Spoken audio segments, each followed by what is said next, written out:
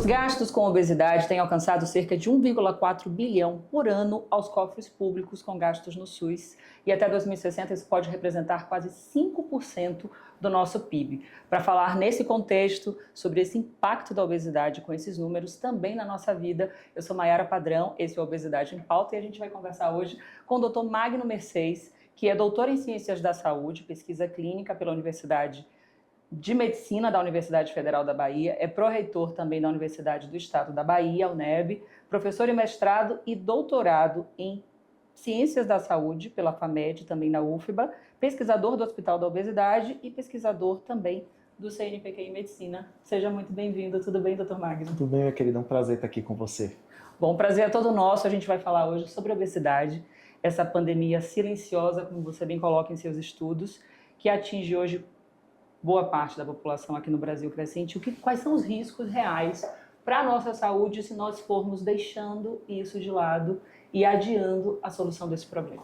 Mayara, eu acho que antes da gente começar a falar desses riscos, né, que são oriundos da obesidade, acho que é importante a gente situar a magnitude e a transcendência que a obesidade ocupa no mundo. Hoje nós temos mais de 1 bilhão de pessoas em todo o mundo que vive com obesidade. E quando a gente pensa no Brasil, já para entrar nessa perspectiva dos riscos, nós temos 1 a cada 4 brasileiros vivendo com obesidade. Isso está em torno de 22% da população brasileira que sofre com obesidade. E quando a gente pensa no sobrepeso, isso passa de 50% da população brasileira. Porque esse é um dado baseado no IMC. Exatamente.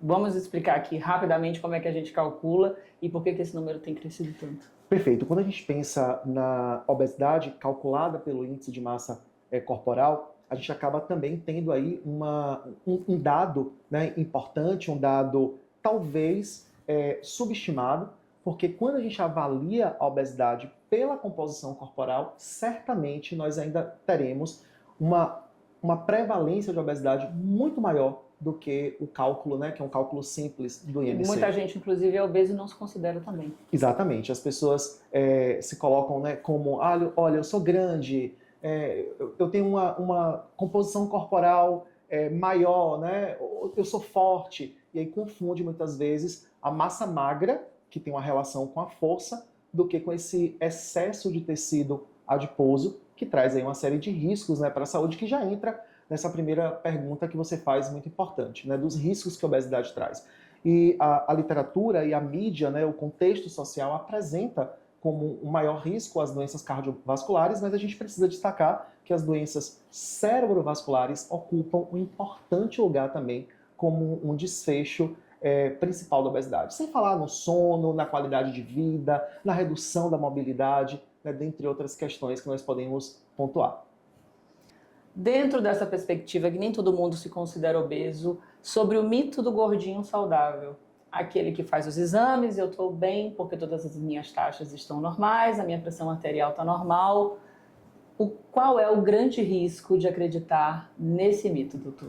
Gente, é importante a gente entender de forma assim, bem dicotômica. Eu não gosto muito de pensar Deus, diabo, céu, inferno. Acho que isso limita muito, né, 2 caminhos. Acho que a vida ela é permeada por muitos caminhos.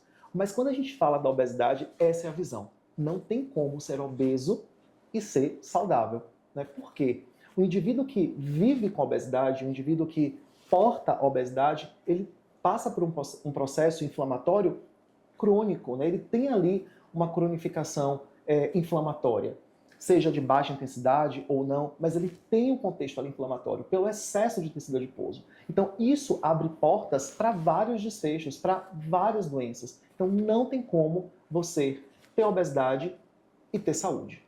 São duas coisas que exatamente, que não dialogam. Não... E se por acaso os exames estão normais, em determinado momento eles vão se alterar. Exatamente. Naquele momento ele pode ter ali um perfil lipidêmico ok, ele pode, né, o HDL pode estar ok, o LDL pode estar ok, os triglicérides podem estar ok, mas ele vive com a inflamação. Em algum momento isso vai trazer algum outro problema sistêmico. E aí a gente parte para a próxima pergunta, que é justamente sobre isso. Por que a obesidade anda sempre junto com pressão alta, com diabetes, com doenças do coração e todas as outras que a gente já conhece. Pois é, vem exatamente do que a gente começou a falar, do perfil inflamatório. Sim. Esse paciente que ele tem, né, um quadro inflamatório, ele acaba produzindo o que a gente chama de, um termo bem técnico, né, de citocinas pró-inflamatórias. Então eles acabam produzindo um pouco mais de IL-6, um pouco mais de TNF-alfa. Eles estão ali o tempo inteiro produzindo células pró-inflamatórias que são verdadeiramente prejudiciais para a saúde, além de aumentar a taxa de insulina, né, que vai mexer ali com o açúcar. Ou seja, eu tenho um indivíduo que vivencia uma catarse inflamatória. Sim, todas essas são doenças que demandam medicação, também crônica, por serem crônicas muitas das vezes, mas não são doenças incuráveis. E parte dos seus estudos justamente nos mostra que pacientes que começaram o tratamento através de terapia, de dieta hipocalórica, de atividade física, reduziram o uso de medicamentos, desses medicamentos crônicos, não é verdade? Perfeito. Nós conduzimos um estudo bem interessante aqui no Hospital da Obesidade, você teve acesso a esse estudo, nós já falamos sobre ele.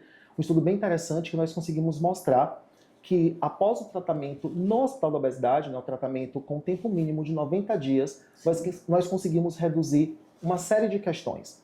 Principalmente quando a gente fala da polifarmácia, aquele paciente que utiliza 3, 4, 5, 6, até 10 medicamentos. Após 90 dias sendo tratado no Hospital da Obesidade, nós conseguimos reduzir a quantidade do uso desses medicamentos, além de algumas taxas importantes, né? Quando a gente fala da dislipidemia, que ali tem uma influência com a alteração, né, dos lípides, alteração dos triglicérides, do LDL, redução do HDL, a partir desse tratamento nós conseguimos perceber que os pacientes tiveram um aumento de HDL, que a gente chama de colesterol bom, né? A redução do LDL, que a gente chama de colesterol ruim, e a redução também dos triglicérides.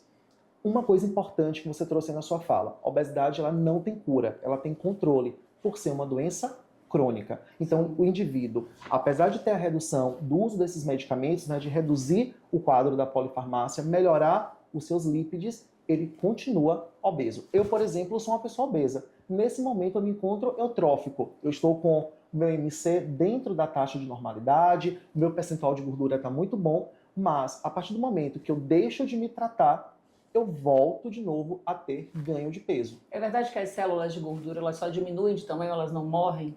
As células de gordura elas estão lá. Você vai ter uma redução desse tecido de gordura, mas as células estão lá. Através desse controle. Através desse controle. O senhor falou sobre a internação, né, desses resultados expressivos. Fala para a gente, vamos mostrar para as pessoas qual é a importância desse ambiente controlado da internação, de que maneira ele interfere, por que ele é tão eficaz. Perfeito. Hoje a gente tem vivenciado um momento assim, bem complexo, né, no que diz respeito ao uso das canetas emagrecedoras, do tratamento de forma que perpassa pela automedicação, ou das dietas milagrosas que as pessoas usam lá o chat GPT e pega ali, né, as receitas e começam a utilizar aquilo ali como modelos, mas a gente sabe que o tratamento da obesidade ele envolve ciência, assim como outra doença qualquer, crônica ou não crônica, aguda, enfim. Mas o tratamento da obesidade ele deve ser tratado de forma científica. E para isso eu não posso sair fazendo uso de canetas ou usando dietas milagrosas pensando que a partir daí eu perderei peso. Nesse contexto, entra a internação, né, prolongada, porque essa internação prolongada, e aí a gente traz o Hospital da Obesidade, ela não perpassa apenas pelo uso do antiobesogênico, ela não perpassa apenas pelo uso do medicamento, mas esse tratamento ele é complexo, porque leva a complexidade que a obesidade apresenta, que é uma doença multifatorial, né? Não é apenas a genética, não é apenas o polimorfismo genético, a mudança ali no gene, mas ela é complexa, ela envolve social, ela envolve alimentar, exatamente comportamental, o estilo de vida, e aqui dentro do hospital isso tudo vai ser levado em consideração. Então você vai ter ali um acompanhamento com psicólogo, você vai ter terapêuticas, né, que envolve, por exemplo, a atuação do farmacêutico, da enfermeira, do nutricionista, do educador físico, do fisioterapeuta, que é importante, do médico e das subespecialidades, que também são importantes nesse contexto. Se é uma doença multifatorial, eu preciso de Tratar atendimento. de uma maneira multidisciplinar. Exatamente. E com esse monitoramento 24 horas. Né? Exatamente. E, sobretudo, interprofissional, né? Onde você vai ter ali profissionais dialogando e trocando saberes sobre o estudo da obesidade e sobre o tratamento da obesidade. Você falou em tratamento multidisciplinar, a gente precisa focar bastante nessa questão da terapia cognitivo-comportamental também. Qual é a importância disso? Qual é o peso emocional que isso tem, não só para o que causou, mas até para a reconstrução da identidade, quando o paciente consegue emagrecer, para que ele possa se enxergar no espelho novamente, se socializar de uma maneira agora numa outra vida, com outra mentalidade? Maravilha, essa pergunta é muito interessante. Hoje a gente chama de trials, né? Os ensaios clínicos, os estudos clínicos, vem mostrando a potência que a terapia cognitivo-comportamental tem no enfrentamento da obesidade, principalmente quando a gente fala de modulação de apetite, né? Então, aquele indivíduo que tem obesidade grau 2, grau 3, que sente muita fome, né, que perpassa por um diagnóstico de compulsão alimentar, esse indivíduo ele precisa de uma terapia cognitivo-comportamental. A literatura já mostra como as técnicas que são utilizadas nessa terapia, como as ações que são utilizadas pelo psicólogo, conseguem, muitas vezes até, reduzir esse desejo, essa compulsão pela comida, essa fome excessiva que tem diagnóstico, que tem CID e que é também considerada uma doença associada ao contexto da obesidade. Então, os estudos já mostram que pacientes que passaram pelo menos por 12 semanas consecutivas, tendo atendimento de 1 a 2 vezes por semana, como esses indivíduos conseguiram modular esse excesso, esse desejo compulsivo pela comida, né? E não só pela comida, mas pelos alimentos hipercalóricos, ricos em carboidratos, alimentos ultraprocessados, né?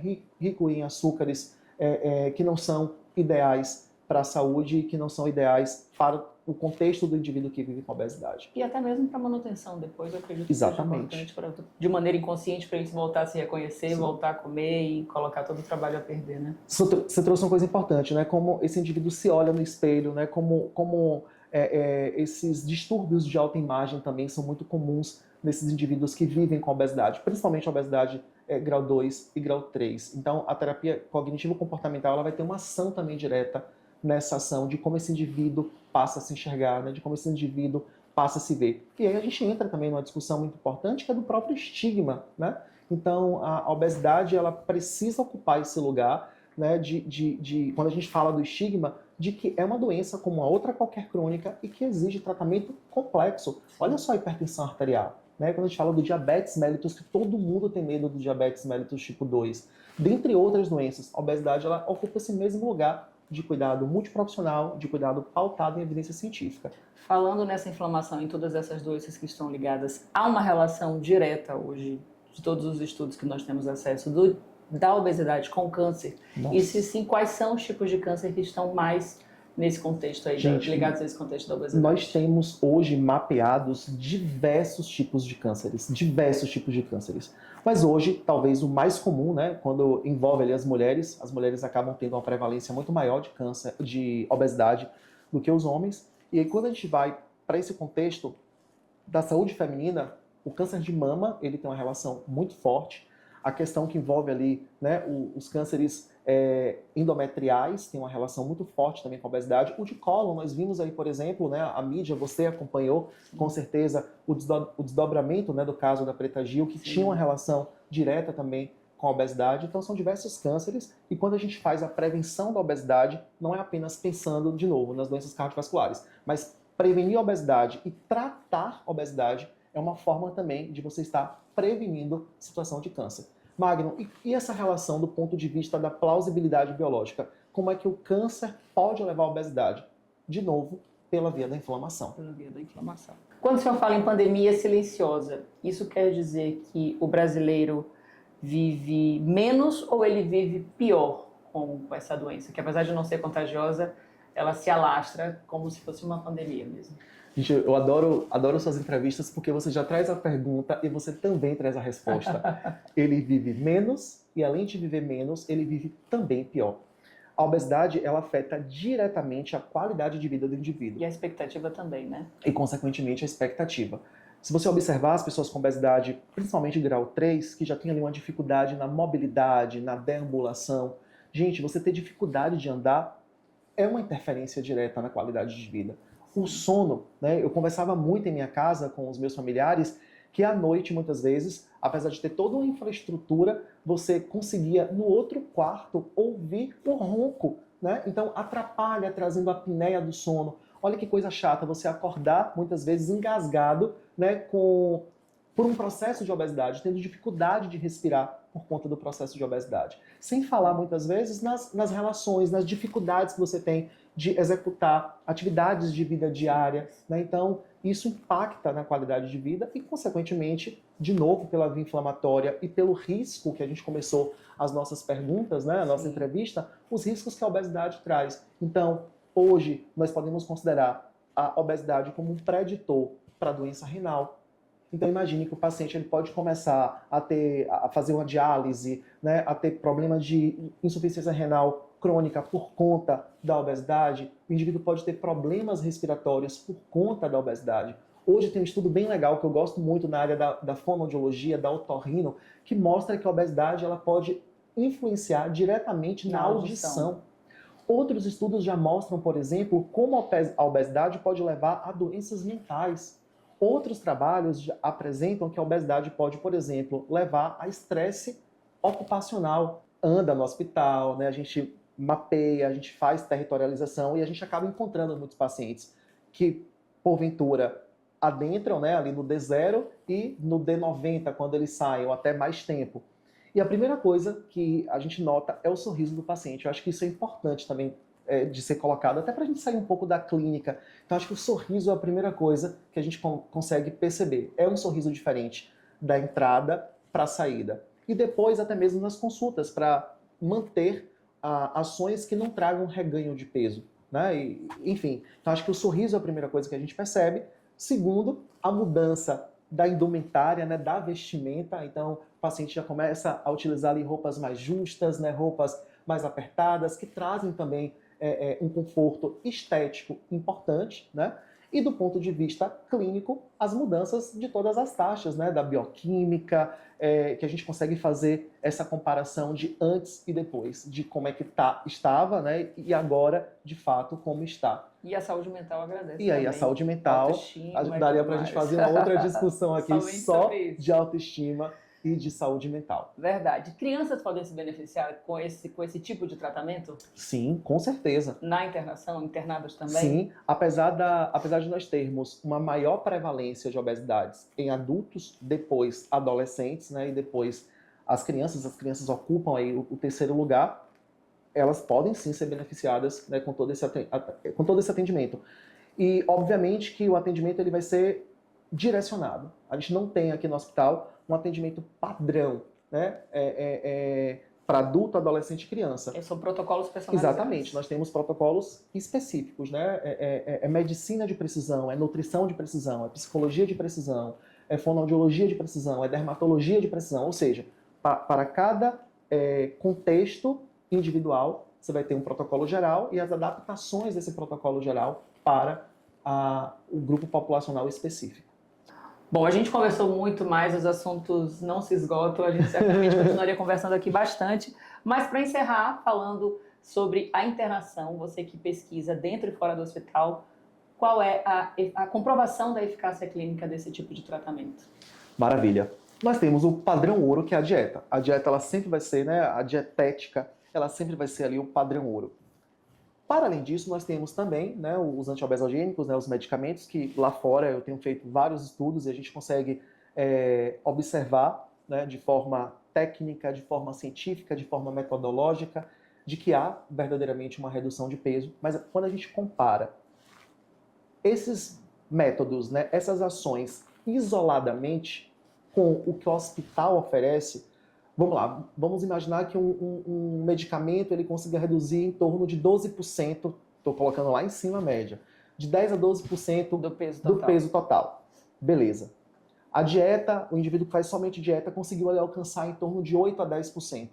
No tratamento, aqui no Hospital da Obesidade, esse indivíduo chega a 25% de perda total do peso.